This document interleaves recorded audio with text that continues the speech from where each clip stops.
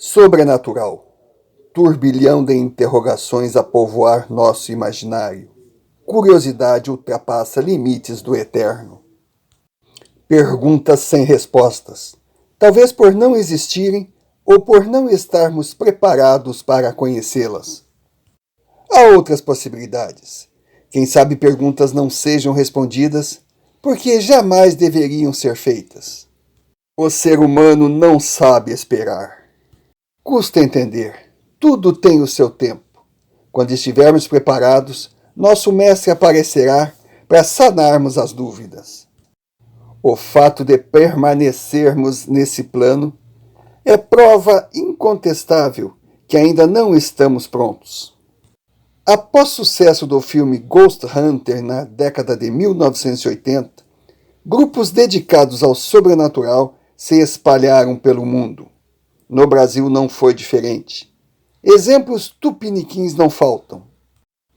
Sofá de Pobre tem os seus favoritos: KBC, Rodox, Sol Caçadora Paranormal, Corvo, Sinistro, Irmãos Grimmer e Investigação Sobrenatural. Sofá de Pobre evita se aprofundar nesse assunto por duas razões: falta de conhecimento e medo. Medo? Refazendo para não parecer covardia. Não é medo, é puro cagaço. Vá de reto, tô fora, longe de mim, Deus me livre. Esporadicamente abrimos exceções em respeito a nossos inscritos, a razão do sofá existir. Recebemos diariamente inúmeras mensagens via e-mail, romariooliveirafilho@gmail.com. Amigos sempre presentes e participativos, enriquecendo nosso leque de informações e curiosidades. Relatos sobrenaturais são constantes, mas esse em especial chamou nossa atenção por servir de alerta. Ele vem da Serra Gaúcha. Usamos nomes fictícios, cidades não foram citadas, para evitar identificação não autorizadas de pessoas ou lugares. Qualquer semelhança será sobrenatural. Amigas e amigos do Sofá de Pobre, mas que tal? Sou o Romário Oliveira e o assunto de hoje é plátano, árvore do gênero Platanus, nativa da Eurásia e América do Norte. São típicos de clima subtropical e temperado. Se adaptou à Serra Gaúcha, se tornando símbolo da região. No outono é responsável por cena encantadora. O balé sincronizado do cair de folhas amareladas, suavidade da natureza, encanto dos olhos. Calor providencial para a alma, com força de combater as gélidas temperaturas da região.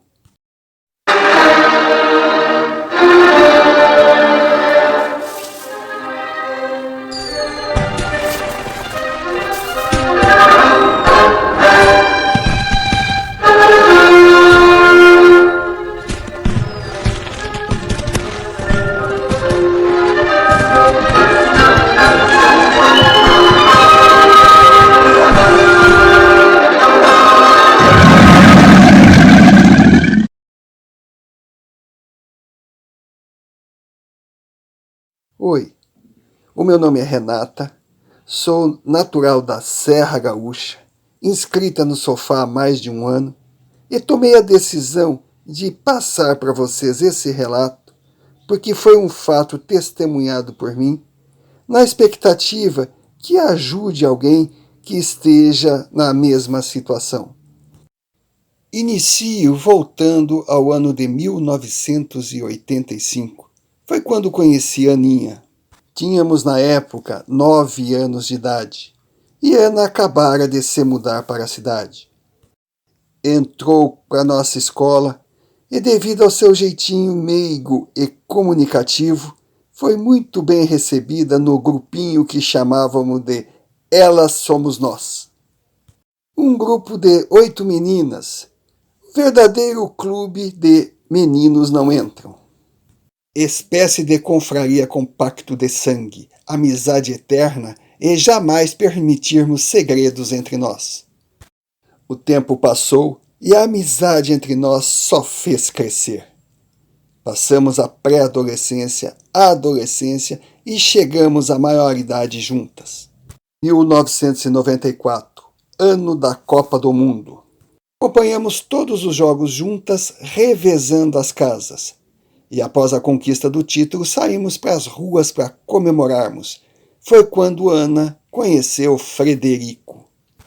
Foi impressionante. Ela travou, hipnotizada, flechada em alta dose. Simplesmente gamou pelo guri. Fiquei impressionada pelo fato dela não conhecê-lo. Eu o conhecia há muito tempo. Aliás, em cidade pequena, todo mundo conhece todo mundo. Ela me bombardeou de perguntas. Tive que contar detalhes que nem tinha certeza. Ela só falava: ele é lindo, ele é maravilhoso, eu vou casar com esse cara.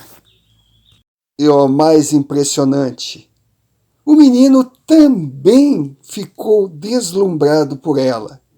Parecia que nasceram um para o outro, estavam encomendados. Ele passou a frequentar a nossa escola e eu fui incumbida de apresentá-los. Daquele dia em diante não se largaram mais. Viviam juntos para cima e para baixo, mas sempre dizendo: somos apenas bons amigos. Ela, na verdade, esperava a iniciativa dele, mas parecia que ele não tomava decisão. Lembro do dia que, nervosa, encabulada, contou a gafe que havia cometido.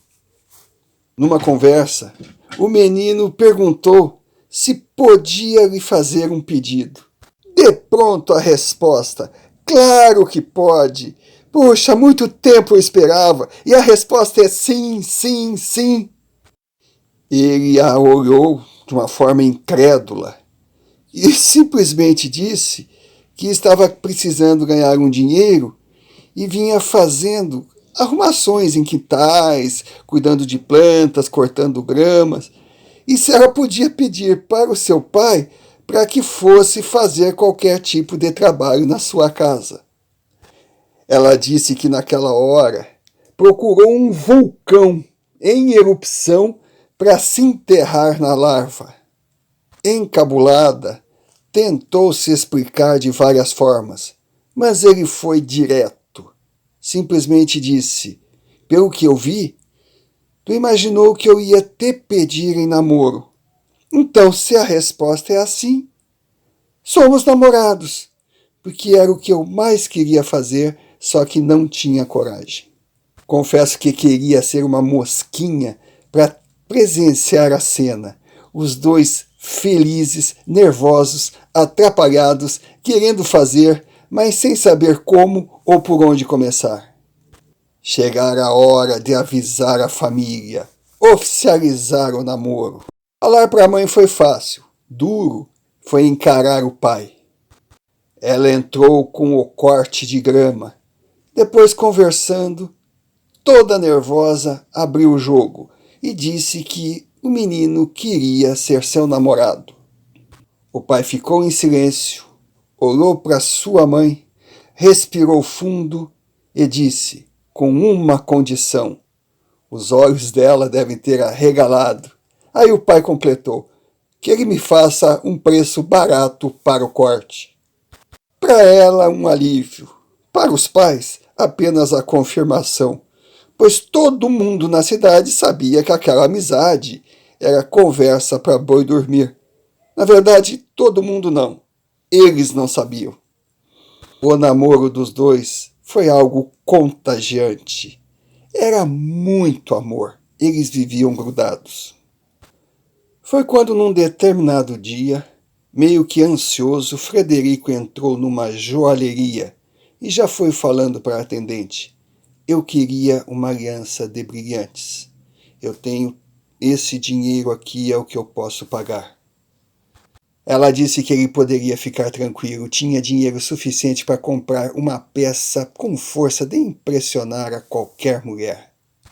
Bastou Frederico sair da loja e a moça pegou o telefone para ligar para Ana. O rapaz não a reconheceu, mas ela era Ritinha e fazia parte da confraria.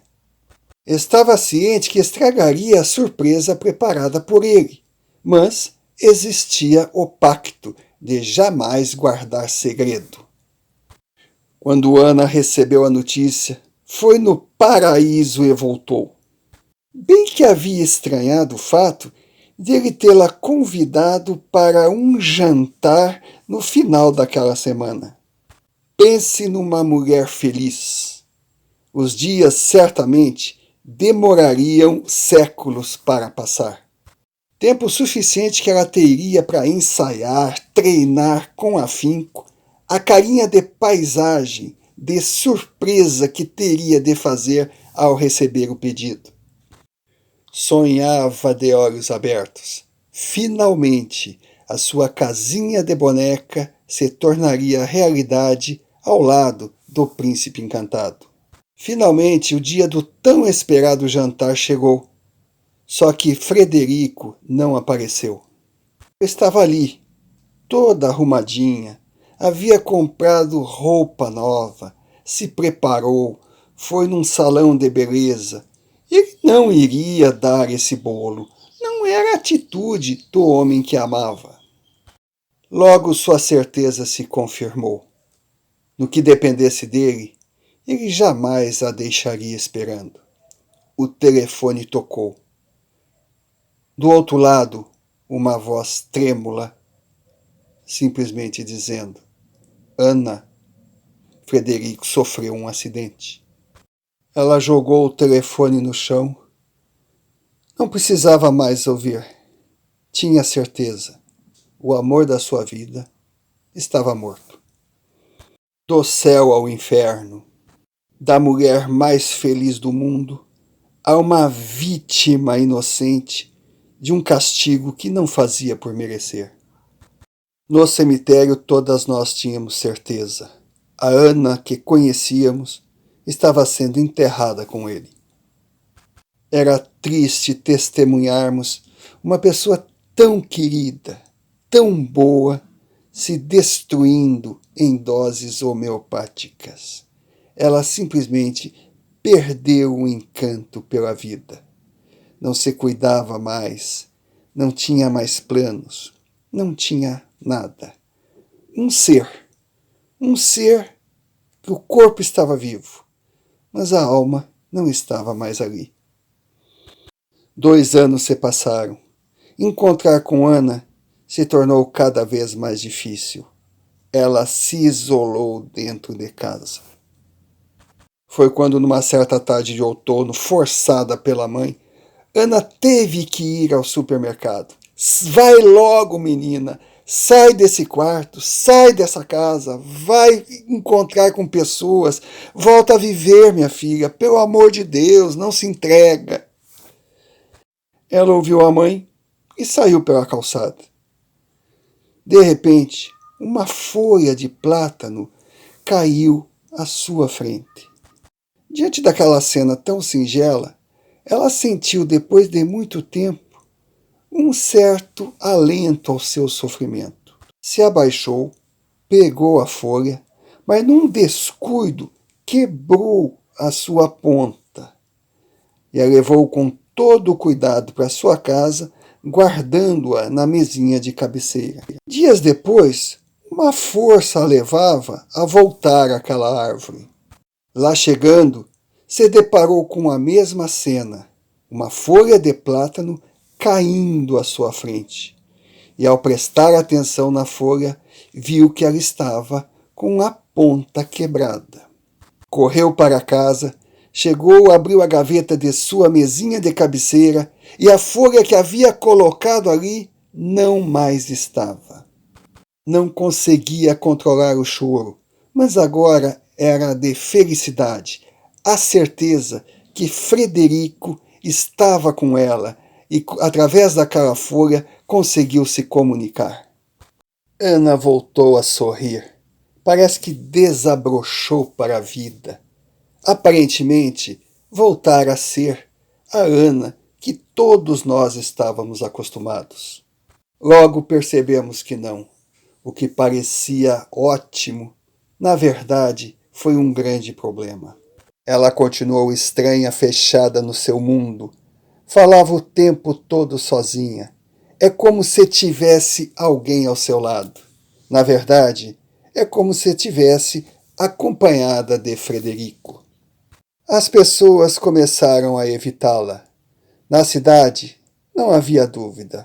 Ana estava enlouquecendo. Roberto, meu namorado, hoje meu marido, frequentava um centro espírita e se prontificou a levar minha amiga até o centro para saber o que os seus mentores pensavam. Lá veio a revelação. Ana não estava imaginando coisas. Realmente, ela estava acompanhada.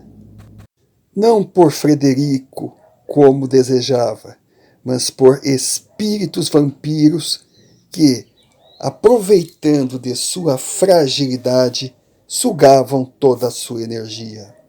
Definharia até a morte e, em paralelo, estava atrapalhando a evolução do homem que amava. Ele também não aceitara o destino reservado, o desencarnar repentino, inesperado e violento, a separação prematura da vida e da mulher que amava. Estava em longo tratamento espiritual, acompanhado de mentores do bem, espíritos de luz, mas não conseguia crescer na sua evolução.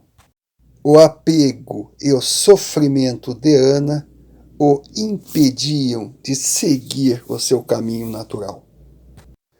Depois da revelação, Ana, mesmo a contragosto, começou a frequentar o centro, mas os adversários que tinha de enfrentar eram mais fortes que ela. Por maior que fosse a sua convicção de não estar na companhia de Frederico, não suportaria a sensação de perdê-lo novamente. A incoerência inevitável. Nesse caso, seria melhor estar mal acompanhada do que só. O pior aconteceu. O mal venceu. E Ana foi encontrada morta no seu quarto após cometer suicídio. Comoção na cidade. Muitos pondo em dúvida, inclusive, a existência de um Deus. Um casal de jovens lindos e do bem não merecia passar por tamanha aprovação. Por que não faz sentido? Por que é injusto? Por que um festival de porquês? E lá estamos nós, mais uma vez, nas perguntas sem respostas que deram origem a esse relato. Para nós, ficou apenas o aprendizado. O objetivo da vida não é responder perguntas, procurar sentido, aprovar ou reprovar o que acontece. Estamos aqui para cumprir a nossa missão. Cada um tem a sua e o tempo de estar. Não somos donos de nada, apenas passageiros de uma viagem sem destino definido. Viver é apenas o cumprimento de etapas, e se alguém que amamos muito, por acaso, desembarcar do nosso trem, por favor, façamos de tudo para deixá-lo ir, para saber que está seguindo o seu destino e nós ficaremos bem. A separação na próxima estação não significará que a sua viagem terminou, apenas que ele seguirá num trem diferente. Sigamos todos na certeza, o existir é justo porque não nos coloca em linhas paralelas, e mais cedo ou mais tarde elas se encontrarão. Assinado Renata, hoje uma mulher de 45 anos, casada, mãe de 2 filhos, feliz, mas com muita saudade de sua melhor amiga. E não havendo nada mais a tratar, eu, Romário Oliveira, lavrei o presente vídeo que será assinado por mim e pela história.